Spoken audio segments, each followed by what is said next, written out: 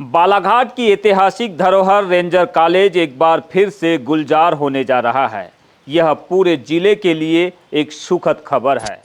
लेकिन इस कॉलेज के दोबारा शुरू होने की खबर सामने आते ही बालाघाट में श्रेय लेने की होड़ भी मच गई है। सांसद महोदया के द्वारा शहर में बड़े बड़े फ्लेक्स और होर्डिंग्स लगाकर वाहवाही लूटी जा रही है, तो वही इस पोस्टरबाजी ने कांग्रेस के विधायकों को भड़का दिया है। आखिर बालाघाट से रेंजर कॉलेज को हटाने का वो षड्यंत्र क्या था और अब इस मुद्दे पर कैसे बालाघाट का सियासी पारा गरमा रहा है, चलिए विस्तार से दिखाते हैं आपको विजिट मीडिया की खास रिपोर्ट।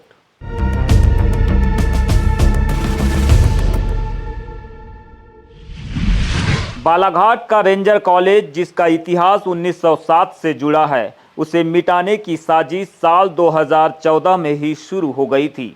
सत्ता बदलते ही अचानक यहां रेंजरों की ट्रेनिंग बंद करा दी गई। केंद्रीय नेतृत्व के माध्यम से ये पता लगा, मेरा पीए जो है उसके हमने मिलकर खूब करे, तो ये पता लगा है कि यहाँ का जो ट्रेनिंग सेंटर है वो यथावत रहेगा, लेकिन कॉलेज उठ के चला जाएगा।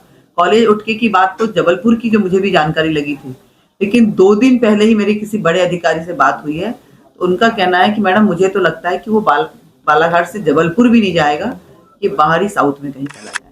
साल 2022 आते आते तात्कालीन सीसीएफ ने इस जगह को रिमोट एरिया बता दिया और दलील दी गई कि यहाँ एयरपोर्ट और सुविधाएं नहीं है, इमारतें जर्जर है, इसीलिए इसे विस्थापित किया जाए।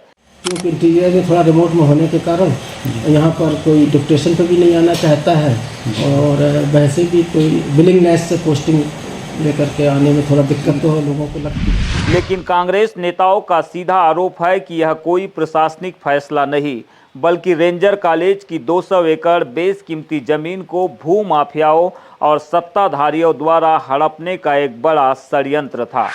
पता नहीं क्या कारण था उसके पीछे।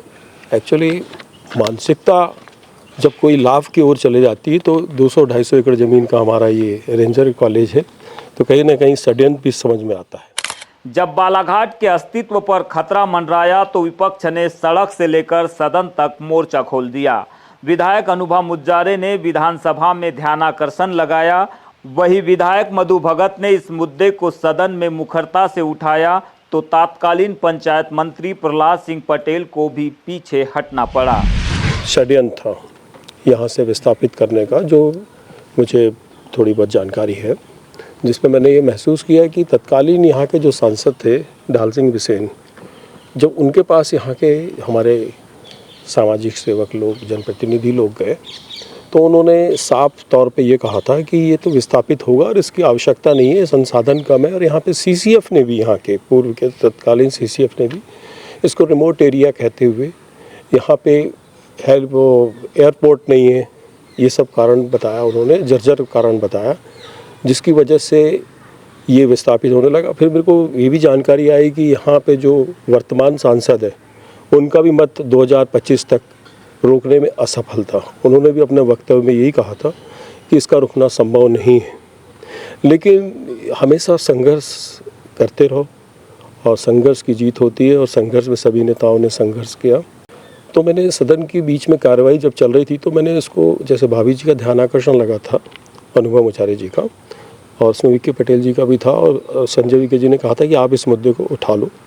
तो फिर मैंने बीच में कार्रवाई के बीच में मैंने वहाँ कोशिश की मुखर होकर बोलने की, और मैंने कहा, और जो हमारी आन बान शान है रेंजर कॉलेज, बालाघाट के अंदर ऐसी बहुत सारी चीज़ें हैं जो बालाघाट की अपनी एक पहचान है, उसको ये विस्थापित करने का पूरा प्लान बनाया है। तो फिर मैंने मिनट में, मेरी सारी जानकारी है कि मैंने जो अपने शब्द रखे कि यहाँ पे पहले ट्रेनिंग्स होती थी, लेकिन 2014 के बाद ट्रेनिंग बंद होनी हो गई, तो पता नहीं क्या कारण था उसके पीछे। लड़ाई सिर्फ भोपाल तक सीमित नहीं रही। कांग्रेस नेता अनूप सिंह ने राज्यसभा सांसद दिग्विजय सिंह के माध्यम से दिल्ली का दरवाजा खटखटाया। केंद्रीय वन मंत्री भूपेंद्र यादव से मुलाकात कर इस कॉलेज को बचाने की गुहार लगाई गई। इन चौतरफा दबावों के बाद ही विधानसभा अध्यक्ष नरेंद्र सिंह तोमर और सीएम मोहन यादव ने इसे गंभीरता से लिया और अंततः कॉलेज के पुनर्स्थापन का रास्ता साफ हुआ। बजट सत्र था मध्य प्रदेश विधानसभा का, 2025 में हमने उसको सदन में उठाया। हमारे जो वरिष्ठ माननीय विधायकगण हैं, आपने इस मुद्दे को उठाया। मेरा भी ध्यानाकर्षण लगा था 17/3/2025 को मेरा ध्यानाकर्षण लगा था। तो लगातार हमारे प्रयास जारी रहे और अब हम देख रहे हैं कि भारतीय जनता पार्टी की जो हमेशा श्रेय लेने की इनकी राजनीति रही है। अभी हम देख रहे हैं कि हमारे यहाँ की जो सांसद महोदया हैं वो श्रेय लेने की इस होड़ में सबसे आगे खड़ी नज़र आ रही हैं, जबकि सत्ता में डबल इंजन की सरकार है ना, केंद्र में भी सरकार है, राज्य में भी सरकार है। फिर तो ये बात पहली बात उठना ही नहीं थी कि रेंजर कॉलेज यहाँ से जाए। और जब आपके सरकार के शासनकाल में आवाज़ उठ रही है, बात उठ रही है, या प्रशासन की तरफ से ये कोशिश की जा रही थी, तो तब आप लोग क्या कर रहे थे?